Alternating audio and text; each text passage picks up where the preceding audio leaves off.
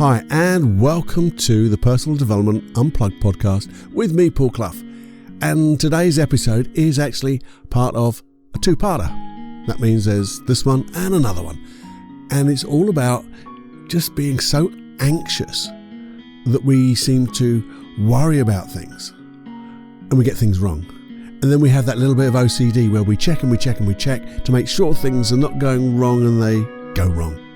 And then we worry about whether we're going to be found out. Are we an imposter? All these things I know we've all suffered in some way, shape or form. Every one of us I know. This is a two-part. It's been requested by somebody. And this first episode will go deeply into the foundations of this. The understanding what's happening, the positive intentions. Because when we understand that and the conflict that's going on, then we can change. And I give you something to help you change now. And then in the second part, we go more deeply into the hows, the how-to. Now, what I did notice when I've been editing this episode, I think I must have had an allergy or something. I certainly wasn't feeling 100% because my diction is not as good as it could be. And I apologise for that right now. But I think the golden nuggets are there. So I didn't want to re-record it just in case I missed some of those nuggets. Because I think I got it. So just bear with me with my enunciations and really get into this. I think you'll really enjoy it.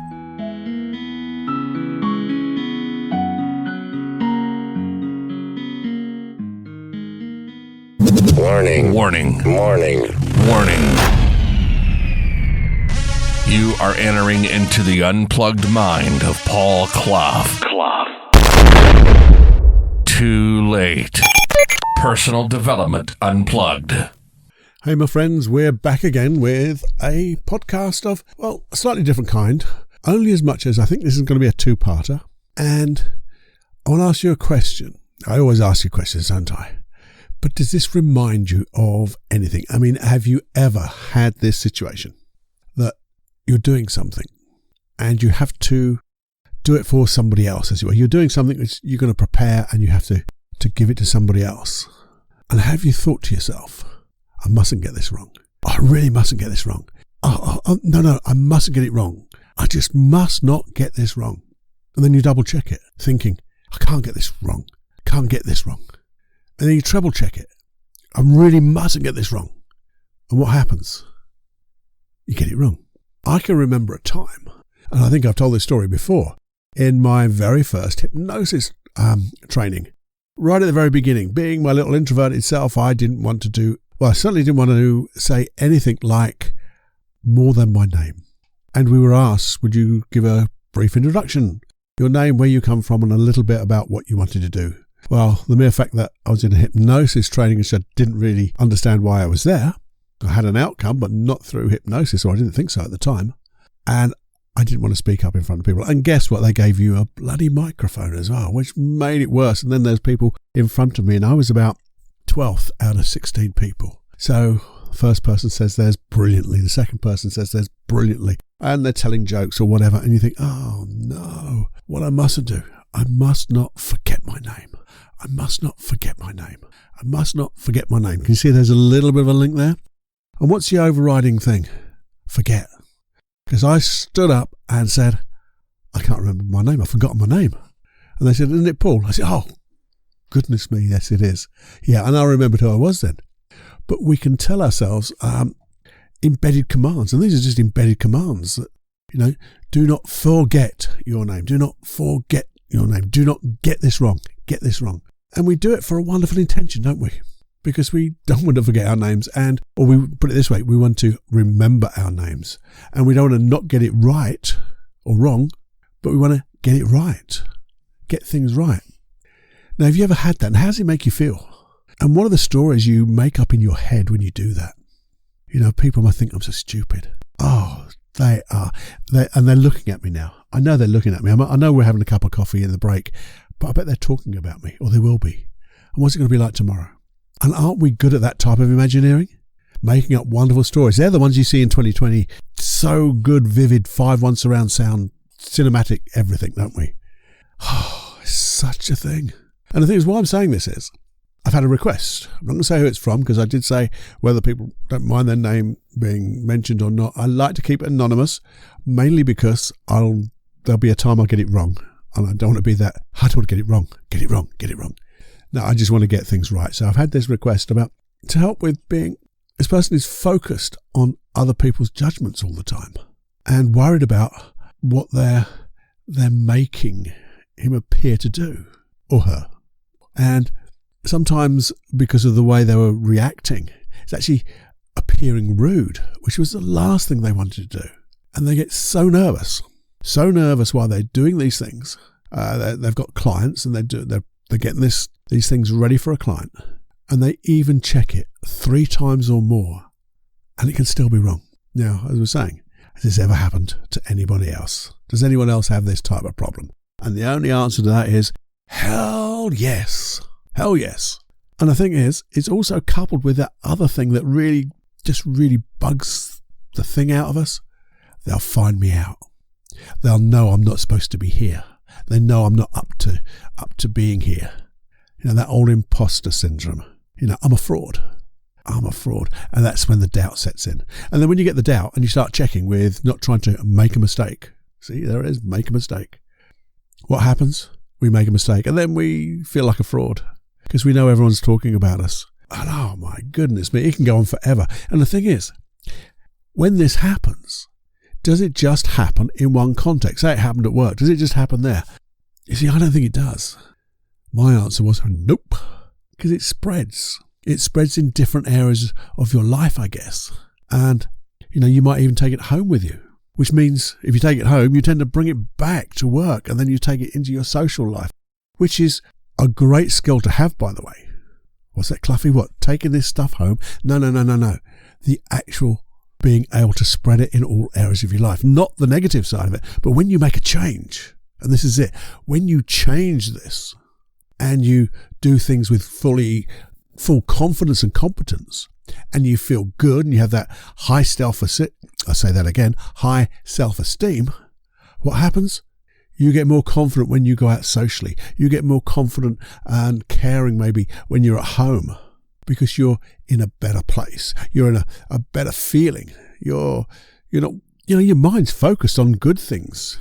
Now you see, we have to do and ask ourselves a question or a little statement first, because I just want you to stop for the moment because we've done enough of that. So if you do have this issue, and I think we all do somewhere in our lives, let's just stop and park it. Because none of that checking, none of that being nervous, none of that getting things wrong, none of that imposter syndrome is a problem. It's not a problem at all. What? I know what you're saying. What, Cluffy? What are you talking about? It's an effect of a problem. They're behaviours, you see. And we're going to talk about behaviours being, they're being supported by positive intentions, but we'll go through that in a minute. They're not the problem. They're wonderful skills to have if you do them in the most appropriate way. But you see, they're just an effect because something is causing you to be nervous. Something is causing you to doubt yourself. Something is causing you to check things 3 times. Something is making you so anxious that you don't do things properly. Because it does have that positive intention, but they are the effects of something else. And it's no good just saying, well, I just need to be more confident. Because, again, you're trying to solve the effect. And all you're doing is putting a plaster over the cut. Now, what happens with that? Does it heal that quick? No, it doesn't. But you can cut yourself again and cut yourself again. We want to stop the thing that's causing the cuts, as it were.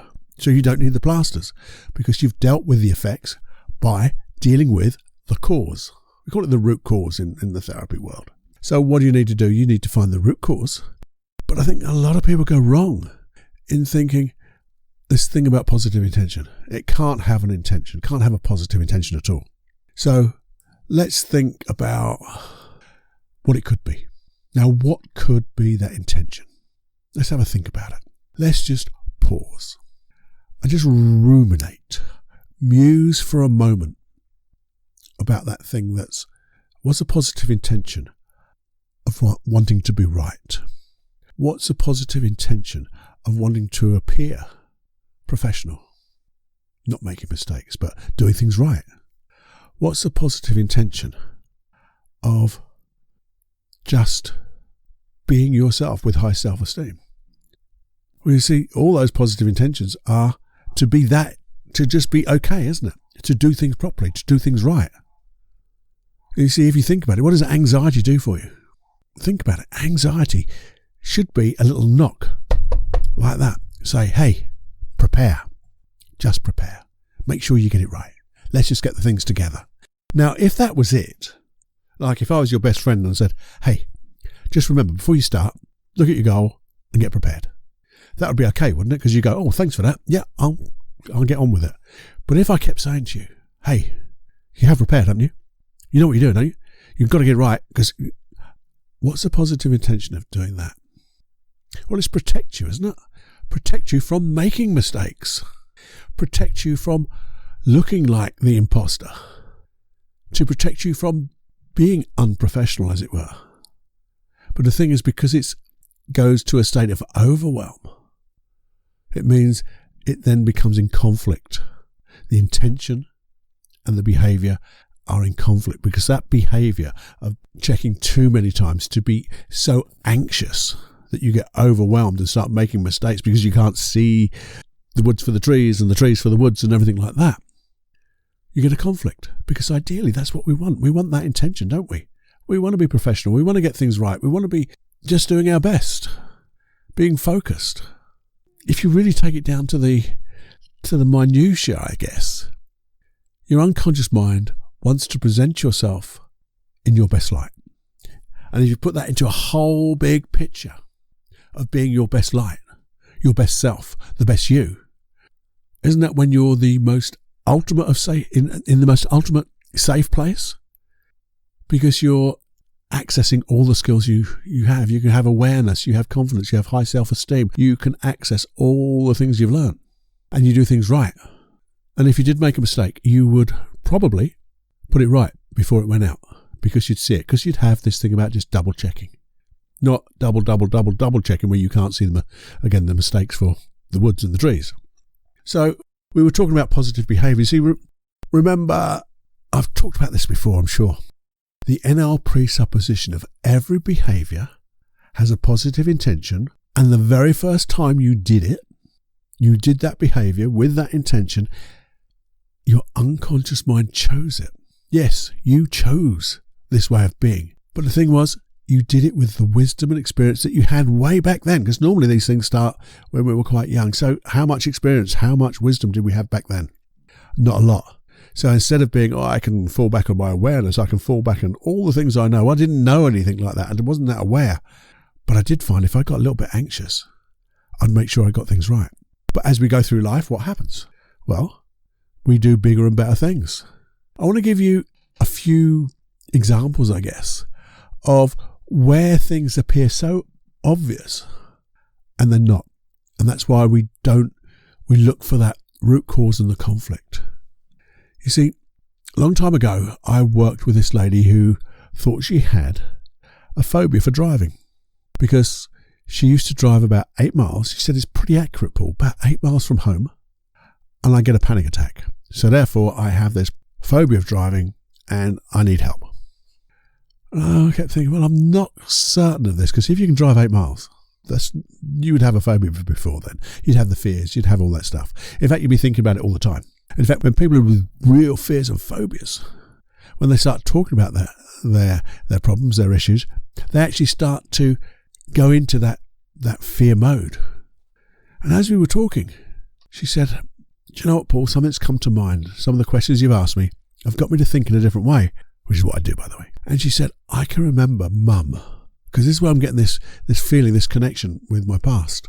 Mum, bless her, she was a lovely soul, loving soul. But when she went out to shop, we never knew whether she'd be going for half an hour, or maybe she'd just go for 2 or 3 days. We just never knew, because she had what we now call mental health issues. But at that time, no one knew what it was, and that was just Mum being, well, that was Mum. And the thing is, the most important thing to us was keeping the family together. And you have to be at home to be with the family. You have to be at home. And I got this little thing going, well, it had to be at home, keep the family together. And as we talked, I said, well, where is your family now? And she said, oh, they all live round about, one's 10 miles away, one's 12 miles away. They're all very close, but I just can't get to see them. And when we asked for the positive intention from her unconscious mind, it was to keep the family together, to stay at home. But the mere fact her family wasn't there. And so the wonderful intention was, I'm going to make you anxious to keep you at home so you don't do what mum used to do, disappear. But unfortunately, as I've just said, the family was spread out. And as soon as we said, would it be okay to find a better way to keep the family together, i.e. to be safe and secure driving, to make sure we can visit the family and have a lovely home when they come to see us and visit them in their homes. And it was like, boom, the light went on. We did a small bit of work, a small process. No problem whatsoever. Now, this is what happens. I'll give you another little example where how things can seem so obvious but not so obvious.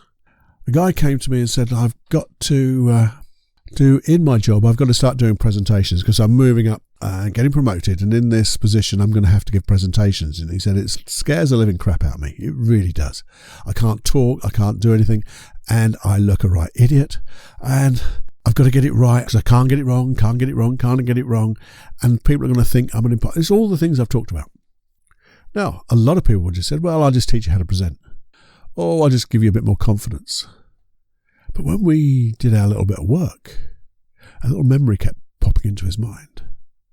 And it was about when he was quite young and he was asked to sing. Now, there's nothing big in that, is there?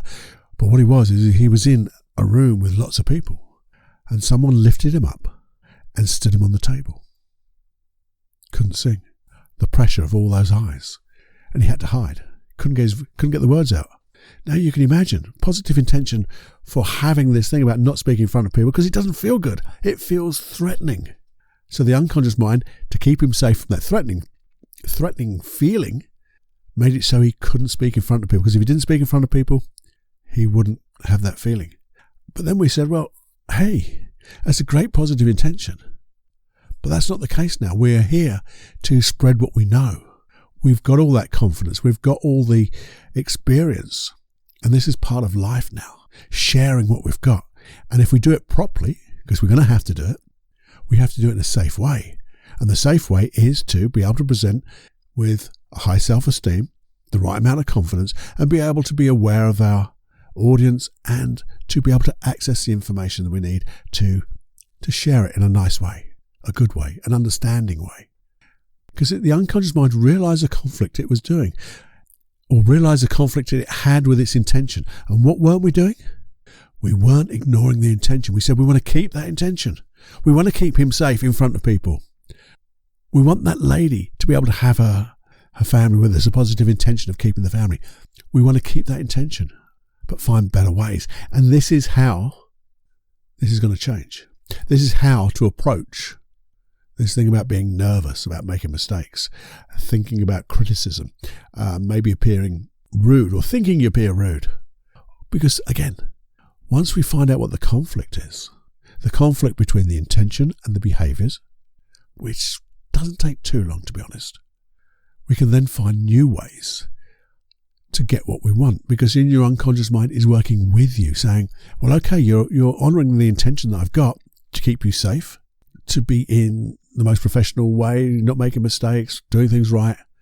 And now we're going to find a better way, because the way I've been using no longer works. And if your unconscious mind really understands that what it's doing for you no longer works, then by definition it has to change, because it has to keep that intention to keep you safe, doesn't it? So by definition, it has to find a better way. And that's the thing. As time goes by, as you find better ways, they then spread into different areas of your life. So then you become, as I said, more confident, have higher self-esteem in different areas. When you socialise, different areas of work, things just change. You see, right now, these issues are constantly in your mind, aren't they? With that internal dialogue, that internal representations, the pictures you make, and making them into wonderful, weird stuff. But when your unconscious mind says, actually, I understand now that what I was trying to do by giving you those pictures to try to make you see how bad things could be, which would mean you'd have to try to do it better. I didn't realise I was giving you overwhelm. So what have we got to do? Let's just start this process, because this is more of an understanding. Because once you understand these type of things, then you can start making the changes. That's what I believe anyway. Because I want one of the understandings is consciously, let's stop fighting this. Because who are you fighting? Really, who are you fighting when you're fighting against this? You're fighting against yourself and your unconscious mind. Who's going to win? Well, it isn't your conscious mind, I'll tell you that now. And there's only one choice, it's your unconscious mind. But your unconscious mind is doing things for you. It wants positive things for you. So we need to just work in tandem and coordinate and integrate the learnings. So part 2 of this will be a lot of hows. But I wanted to give a little bit of a how to get you thinking between now and the next episode. Now, before we start thinking of all the issues and things like that, let's turn it on its head. If you have a problem, say, like this person says, I'm making mistakes and appearing rude. Well, now, what is your why? And we talked about this so many times, but you can't get away from it. The why is the most important thing. So why is it important to you to change? So how would you like to be? But before we get to the real how, and these are somewhat in tandem, even though on my notes I put 1 and 2, why would it be important to you to change? What would happen if you were able to be the way you want to be? Now, there's going to be some emotional stuff there because you're going to feel differently. There's also going to be, if it's at work, there's going to be an impact on the way that you work and the way people integrate you within that work and the opportunities available to you, aren't there? So why would that be important? So if you could be exactly the way you want to be, getting things done right, being able to communicate with people in the most appropriate manner, and to have them communicate with you as if you're part of that team with respect, why would that be important to you? Now, you can think about it now. Oh, it'll be this, and this, Paul. But I told you before, just thinking doesn't do the trick. Because you think of one, oh, it'll be so good if I just feel so more comfortable in myself. Okay, feel more comfortable. What else? Well, if I'm doing that with my colleagues, they're going to get more confidence with me. What was that first one, by the way? Oh, damn, I've forgotten it. So you have to set some time aside. Set some time aside. It doesn't have to be eons and years and months. It could be 15 minutes. And just write, why is it important for me to change? And when you get an answer, you might even say, and why is that important to me? And when you get the answer to that, you might even say, and why is that important to me? Because you start to get a real understanding of the effects of this change, the effects of the ripples of change. Now, you could say, well, that's at work, but when I'm like that, why is it important to me in my social life to be able to change at work? Well, that would be, I'm not going to give you answers now, but you find the answer. Why would that be important? And why is that important? You can take different contexts within your workplace, with your friends or with your superiors, with your colleagues, with your different departments, maybe with clients. So many different things that you can just ask the question, why is it important to me to be the way I want to be? What would the effect of that be? And then you say to yourself, well, I've written those down now. And we always say write them down because you have to picture it as well. When you picture, it'll be like this. You have to see yourself being like that, don't you?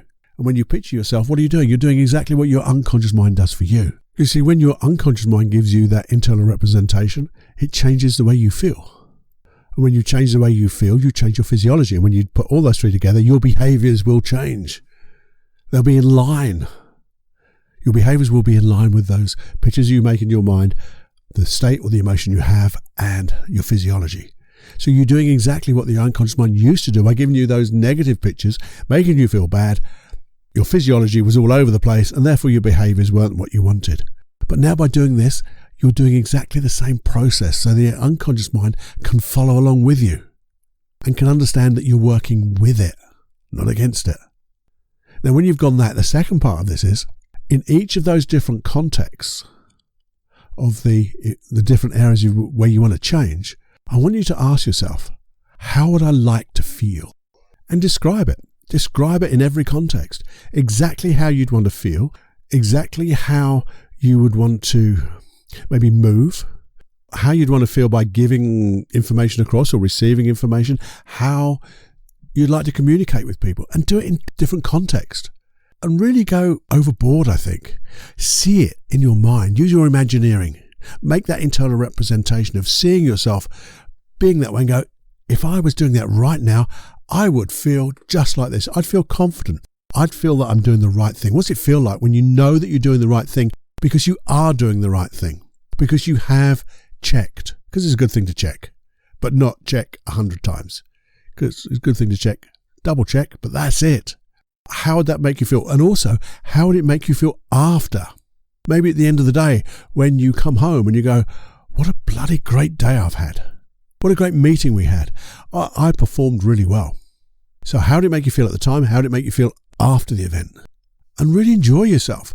This is setting up now, the change. Because when your unconscious mind gets all of this, it'll start to realize how much you want it for a start. Because you're going to feel differently, aren't you? You're going to feel good. It will also know that you're not fighting and pushing against it, that you have been doing for ages. And it'll also realize, yeah, there are better ways, because what I have been doing isn't working anymore, because it's not achieving these results. Because each time you're going to feel that way, you're going to feel safe. And the reason you know you're feeling safe is because you don't feel unsafe. That's the only time you don't feel safe, is when you don't feel safe. When you feel safe, you're just in the moment. You're enjoying yourself. You're doing what you're best at, being you. So play around with those for the moment. Second half, we're going to start doing a few more processes, getting into getting that change for you. So please do that work there, because if you don't, not a lot of point in what we do. I would question if any client, I give my client things to do before I see them, and if they don't turn up with what I've asked them to do, then nothing big about any of this, I don't see them. And they can say, well, I'm paying you, and I don't want the money. I want to work with people who are really interested in the change. They want the change. They're committed to the change. And if you're committed to this, and I know you really are, set some time aside. This is going to take you half an hour at the very most. Between now and the next episode, do this and have it written out already. Do some lovely coloured pens. Do a picture if you want. Do whatever. Make it so it's outstanding in a very serious, fun way. Let's have fun with this. Okay? So we can go now into the processes. And just remember, if you would, this has all come from somebody saying, look, I've got this problem, Paul. These are the things that happened to me, and I'd love some help.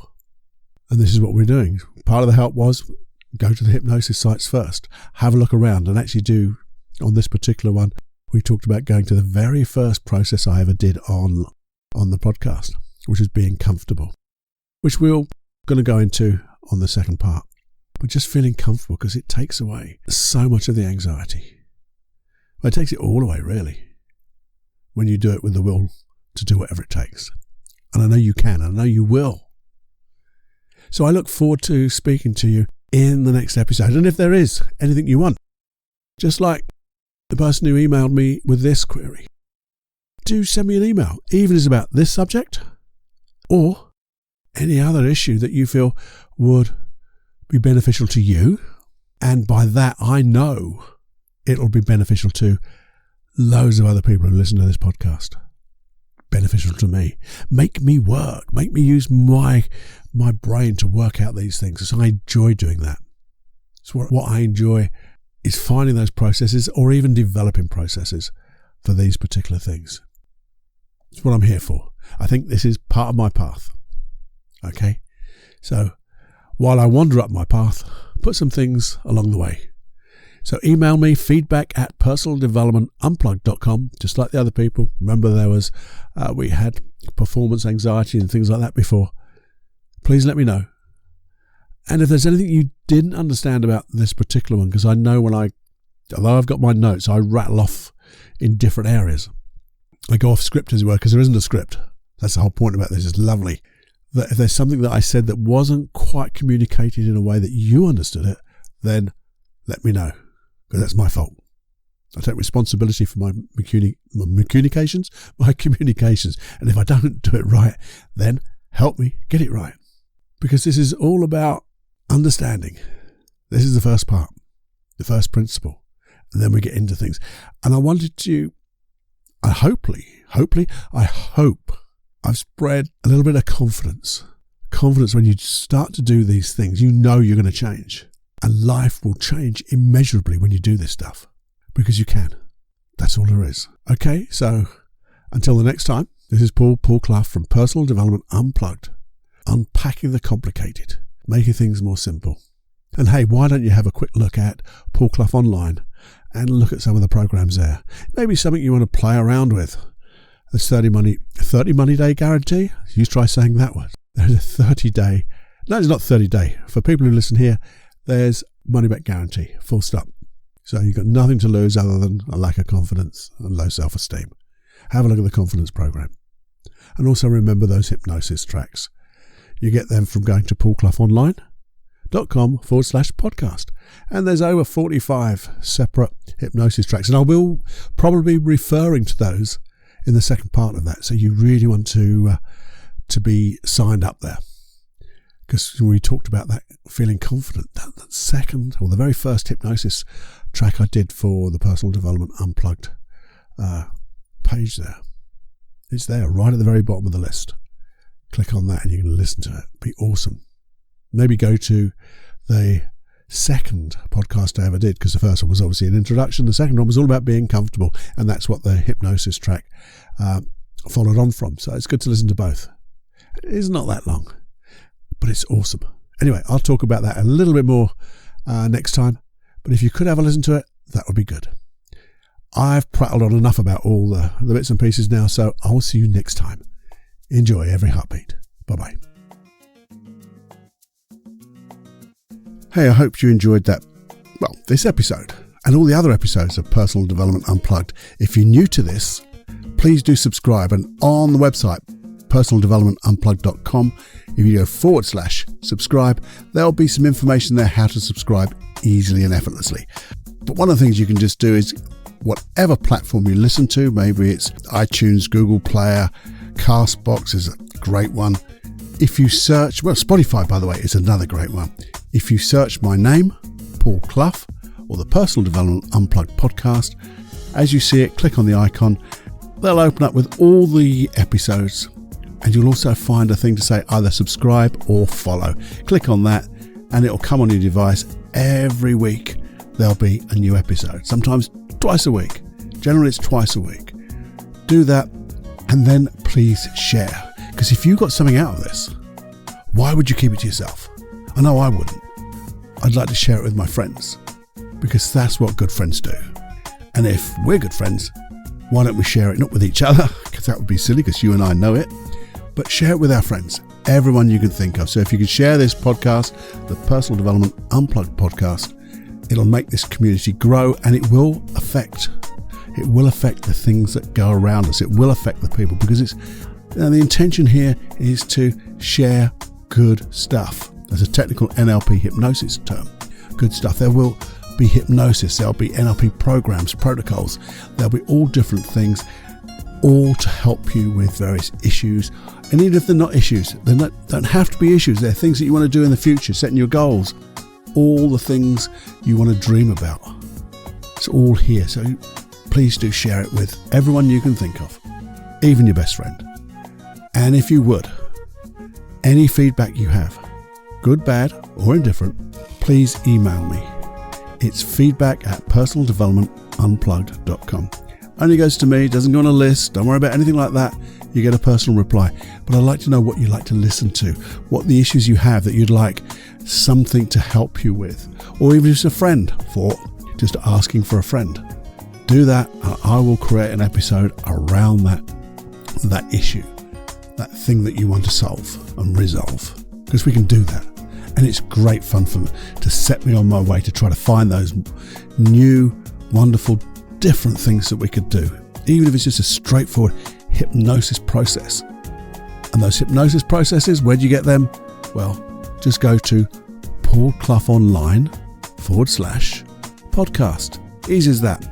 and you'll have 47 plus hypnosis tracks to listen to. Anyway, that's a long enough outro. Please just have more fun than you can stand, and just please do just do everything I've just asked for. That would be awesome.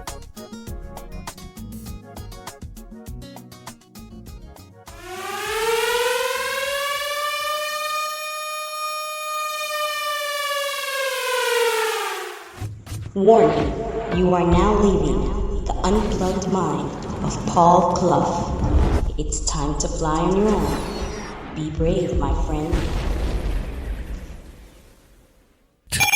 Personal Development Unplugged.